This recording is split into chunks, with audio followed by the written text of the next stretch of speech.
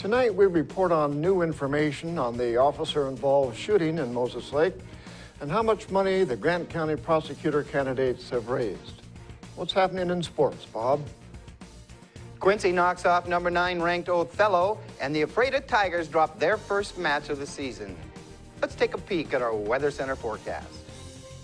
Next Pacific storm arrives tonight. I'll let you know who will see rain and snow, as well as when the next storm system will arrive. I'm Cristina Sanchez, and I'll have your extended forecast just ahead. I'm Alan Troop, and we have all this and much more on iFIBER 1 News. From the iFIBER 1 HD studio here in the heart of the Columbia Basin, this is iFIBER 1 News, your #1 source for local news, sports headlines, and our very own Weather Center forecast covering the entire Columbia Basin. This is iFIBER 1 News, and it starts now.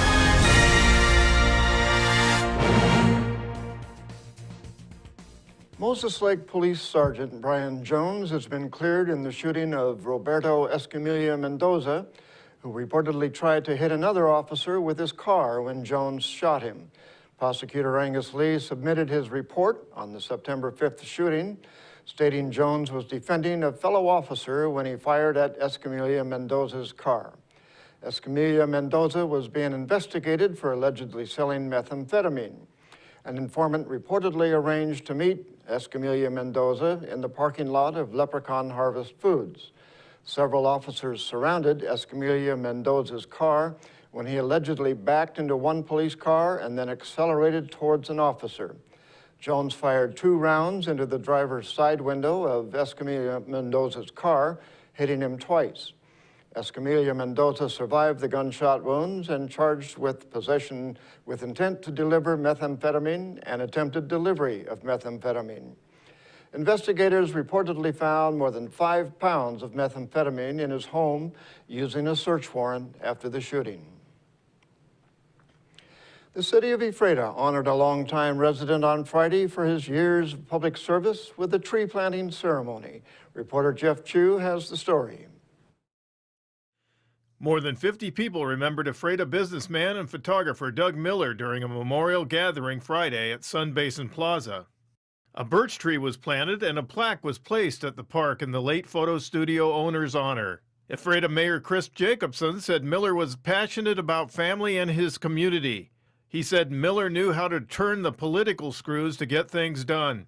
Jacobson said Miller advocated for youth in the area. Miller's widow, Madeline, remembered him as a man who became the first non-staff photographer to have a photo placed on the cover of National Geographic magazine. From his backyard in Ephrata, Miller shot the eerie photo of clouds of ash coming from the 1980 eruption of Mount St. Helens. Jay Mills, president of the City Parks and Recreation Committee and head Ephrata High School coach, officiated the memorial event.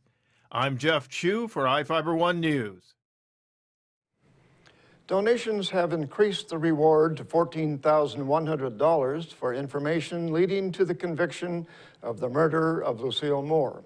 The 82-year-old woman was found dead in her home on Sunset Drive in Ephrata on September 8th. The investigation into her murder continues as detectives wait on forensic results and pursue leads. The reward was offered to help generate information needed to arrest and convict Moore's killer. The city offered $1,000, and the rest is from donations by her family, friends, and people in the community. To donate to the reward, people can deposit money into the Lucille Moore Reward Fund at U.S. Bank in Ephrata. People with information about the crime are asked to call Ephrata Police at 509-754-2491 or MAC Dispatch at 509-762-1160. A handful of Moses Lake residents met with Sheriff Tom Jones during a town hall meeting. Reporter Cameron Probert was there and has the story. Crime and larceny and metal theft were the top subjects talked about by Grant County Sheriff Tom Jones at a recent town hall meeting. The sheriff met with about 15 county residents in the 4-H building of the Grant County Fairgrounds. Jones said gang crime rose in the past few months with 4 drive-by shootings and larceny. A block watch meeting for the area is scheduled for Thursday. You know, I keep saying at every one of these meetings, we got to get folks involved, and it's really tough, especially when you got, you know, bullets zinging down range. And, you know, it's unfortunate that the innocent citizen that's just trying to go to work and live is, you know, sometimes is collateral damage, so to speak. And Jones is working on curbing metal theft by trying to get other counties to work with companies to enforce a no-buy list. The list is aimed at preventing people who have been convicted of a crime from selling scrap metal. I think it's important. I think the problem is big enough statewide that if we can get all 39 counties to come together and all of them have these names that, you know, because they go county to county, there's no doubt about it, that we might be able to reduce it even more. For iFIBER 1 News, this is Cameron Probert reporting. And now we take a look at people being sought by law enforcement. This is Sheriff Tom Jones with the Grant County Sheriff's Office. Each of the people you see here have a warrant for their arrest. If you see any of these people, we ask you do not attempt to detain or apprehend them, but call us at 509-762-1160 or send us an email at crimetips@co.grant.wa.us. If the person is presenting a danger, call 911. With your help, we can bring these people to justice and make our community safer. We'll be back right after this.